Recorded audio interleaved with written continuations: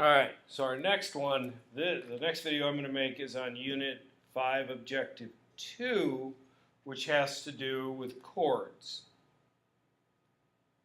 All right, so the first one is, if I look at example 2, is if this is a diameter, and this is a chord, and they intersect at a right angle, then these two are going to be congruent.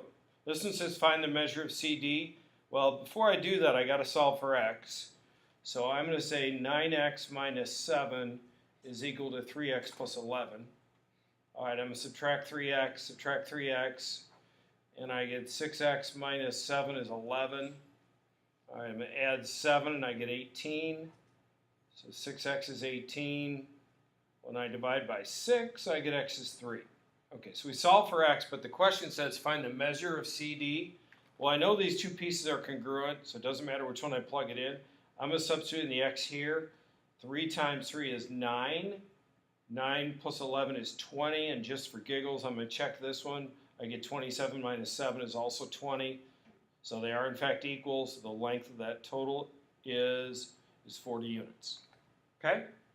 All right, so let's go look at example, or number 1 here.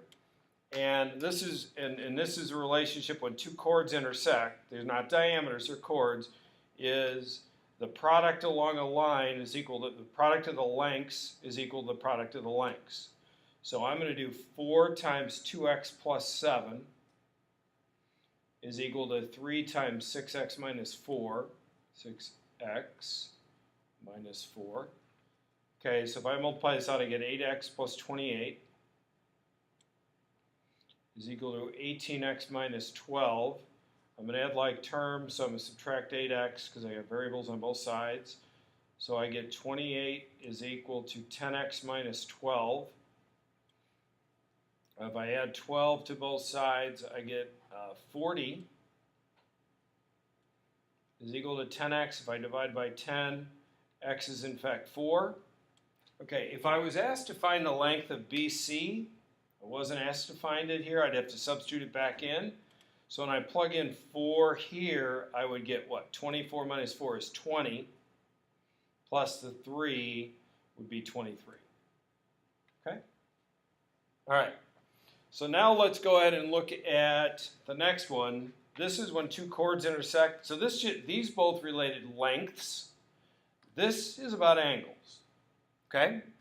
So this one, if you remember, when the chords intersect, the central angle, or the angle in the middle, it's not a central angle, is equal to the average of these two. So this is always the angle is equal to 1/2 of the sum of the arcs.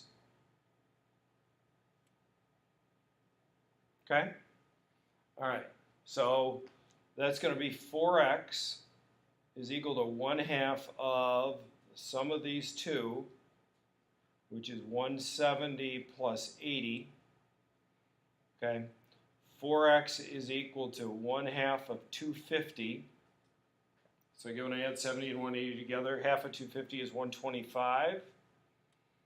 So I get 4x is 125. I divide by 4. And what do I get? 62.5 divided by 2 is 31.25. So I get 31.25. Okay, now I will tell you that if it asked us for just this angle at the beginning, we would have just said, we would have called it x, and that would have been 1/2 of 170 plus 80, which x is 1/2 of 250, which brings us 250. Which is 125. So could have asked either way. I decided to put 4x in the middle on this one instead. Okay. The last one is we gave you the central angle. We gave you expressions for the two arcs, or the angle in the middle.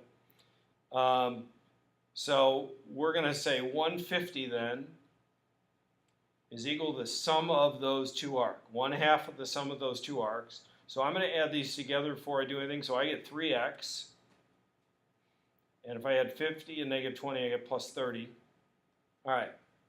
So that's my setup. Again, just what I did up here, same thing. Okay. Simplest way rather to distribute this is let's double this. So I get 300 is equal to 3x plus 30. So I'm going to subtract 30. And I get 270 is equal to 3x. Okay. If I divide by 3, 270 divided by 3 is 90. So it did say, what is the measure of AC? Okay. So that's going to be 50 plus 90 is 140. So I get 140. Okay? All right. I hope this one helped. And just remember, this is your key. The angle in the middle is equal to 1/2 the sum of the arcs. Okay? All right. I hope this helped. And I'm off to do number 3.